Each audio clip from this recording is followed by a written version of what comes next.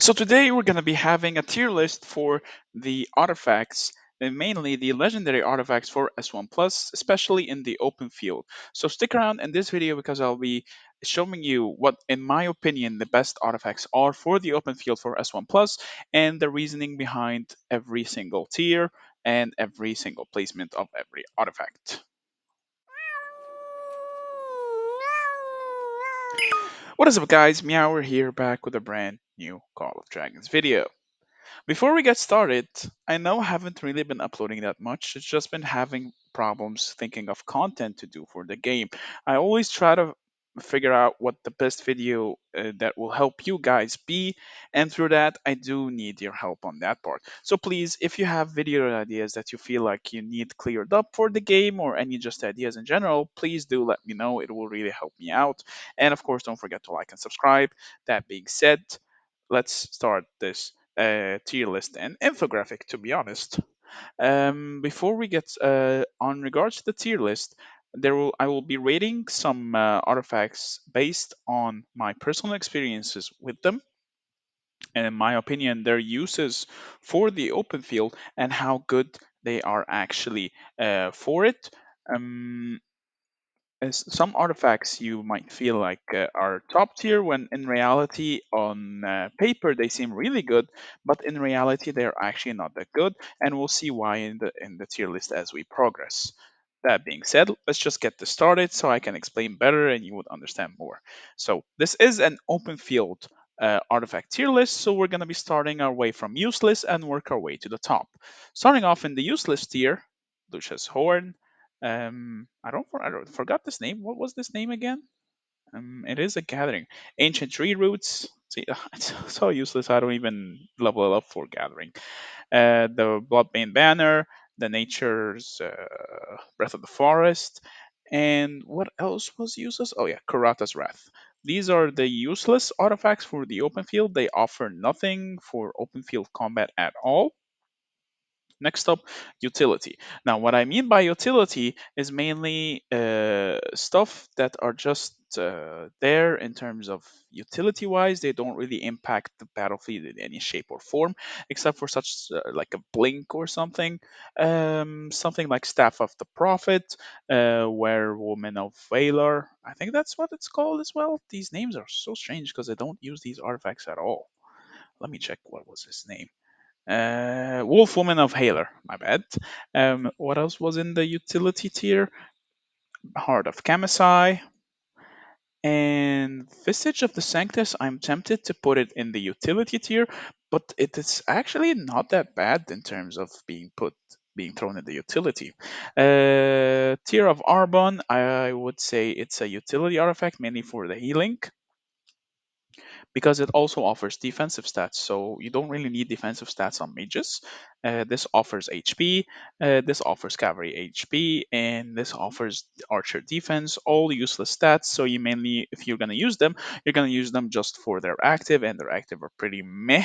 I would argue to say that Tier of Arban is the best of the utilities, and so is Staff of the Prophet. If you know how to use Staff of the Prophet, there are some interesting strategic methods you can do with it, because it teleports friendly legions to where you are from a faraway distance. It doesn't matter how far they are. You can just pull off an ambush on it if you can really utilize it properly, because it has a 15-second charge up time. So it's going to take a while in order to showcase how it really works. That being said, let's start with the D tier. For the D tier, we're going to be placing Heart Piercer, Magic Bomb, and Springs of Silence. The reason why I'm putting those there is that Harpiecer and Magic Bomb are actually not that bad of an artifact that they are worth competing with legendary artifacts. But the reason why they're not higher up there, especially in Season 1 Plus, is mainly due to the stats of damage taken and damage dealt that have been introduced. Epic artifacts only have damage taken up to a negative of, I think that is 5%? Yeah, up to a negative 5%, but they don't have the extra damage dealt that legendaries do. That is the only reason why they're gated in D tier. Well, in Springs of Silence, it provides attack and nothing but attack, and it's not even that good of an attack in comparison to its counterpart Dragon Rift, so that is why it is being placed in the C tier. Speaking of Dragon Rift, it's going to be also placed in the C tier. So is Fang of Ashkari, and I would say the Swifties as well. Actually, this would be Spring Feather is actually a utility one as well. Um, what else? Visage of the Sanctus will be put in C tier as well. Visage of Sanctus is an interesting one, mainly because only Thea can really use it to its max. So not only is it the commander specific artifact, it's also pretty hefty to use properly because you're gonna need to cycle it a lot, and then you're gonna have to activate it, and then you can start seeing it in action. So it's one of those artifacts that needs way too much setup in order to really reap its rewards in comparison to others. Next up in the B tier, my opinion, Blink, the Storm Arrows will be in B tier, Swordland's Blade, B tier, Viola's Bow. Actually, Viola's Bow, I don't think it's going to be in B tier.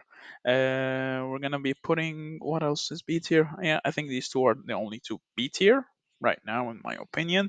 Mainly because, well, Swordland's Blade is a downgrade from Kingslayer, and this has its uses, Storm Arrows has its uses, but still not that far up there to be placed in the A and S tier. Speaking of A tier, Viola's Bow, mainly while it does provide HP, HP is one of the most valuable stats. It also has a silence that can stop enemy legions from using artifact skills for 10 seconds, which can be pretty impactful in the open field when every second counts, especially as an archer march. So you can really do a lot of damage without you feeling it. It just has that silence that can make or break a lot of fights.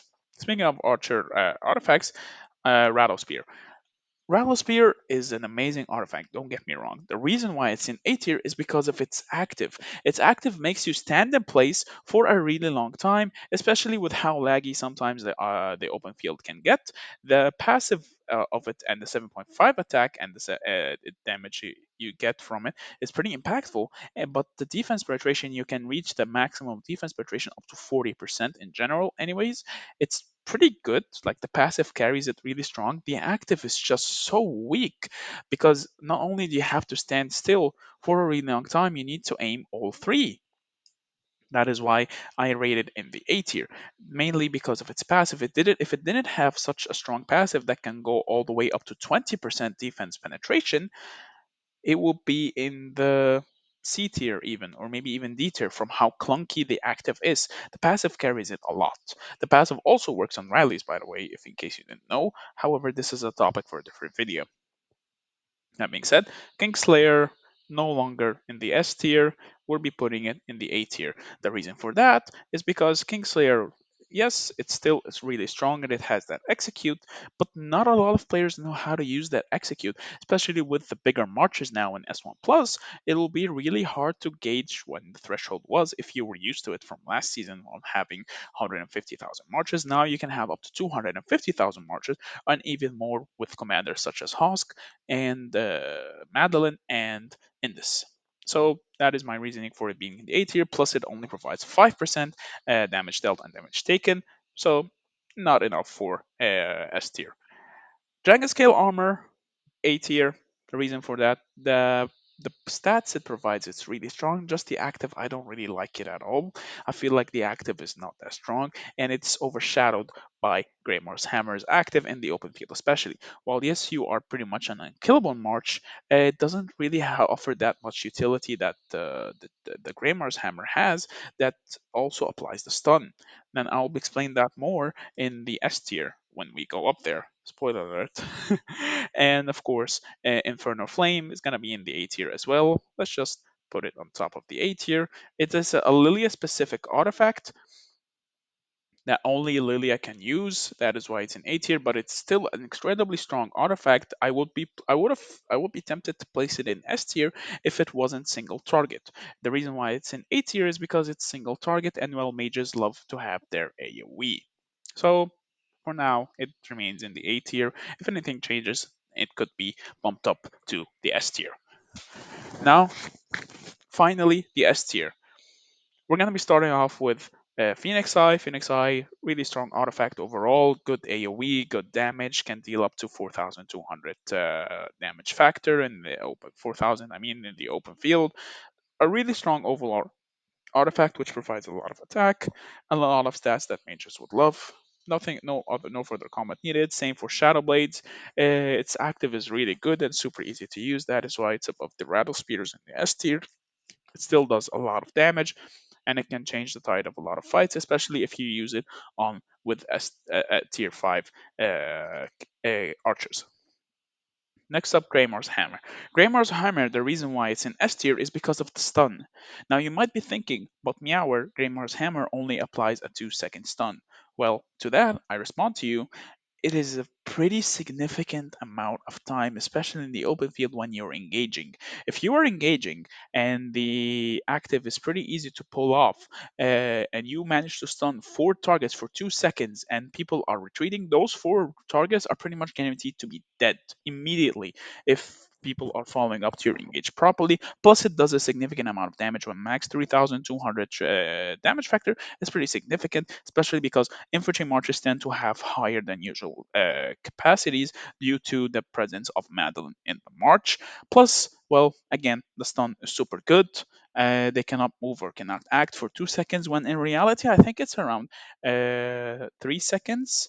And when you factor in the lag from people trying to move their marches and such. So, in reality, it's actually stunning far more than 2 seconds, and its uses really don't show upfront in terms of number, but in terms of utility and the value the stuns provide is pretty insane. And I personally, because of this artifact, have tipped the scale of so many open field fights and have managed so many successful engages just because of that stun.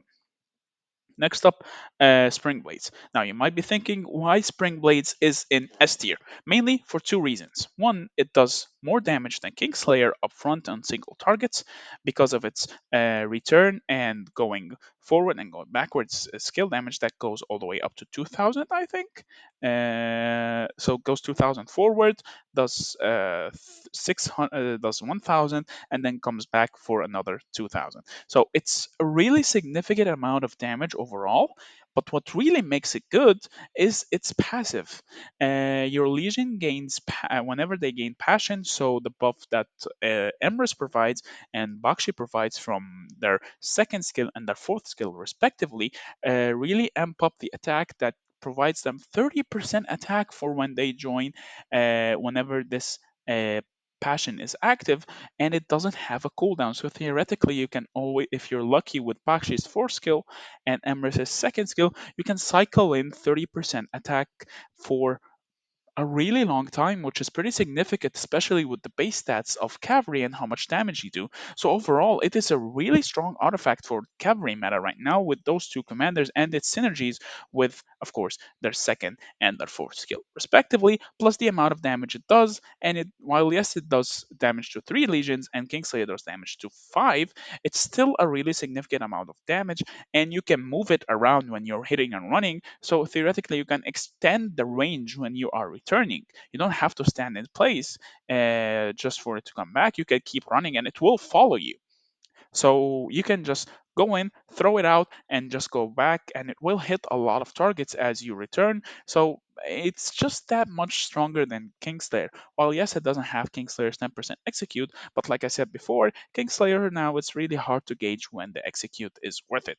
Plus, it has 7.5% damage dealt on cavalry when you 6-star it, making it that much more valuable compared to Kingslayer's 2.5 5%. I mean.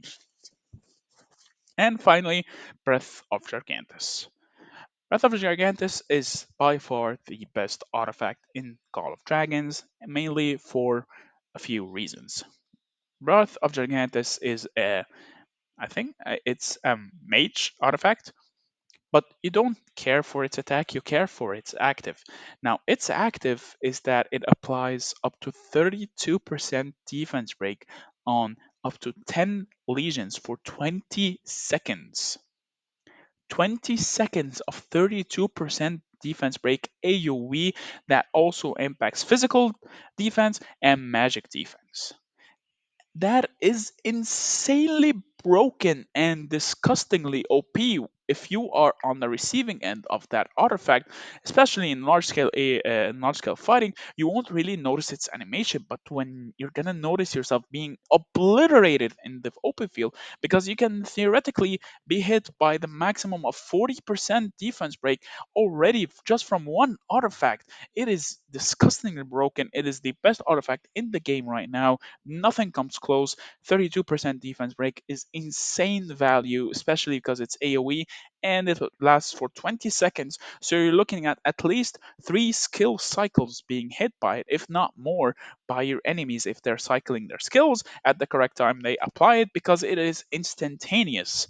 And again, you're not gonna notice its animation, so you can't really dodge it properly. So that is why I am placing it at the top of the S tier, and it's my opinion the best artifact in the game right now.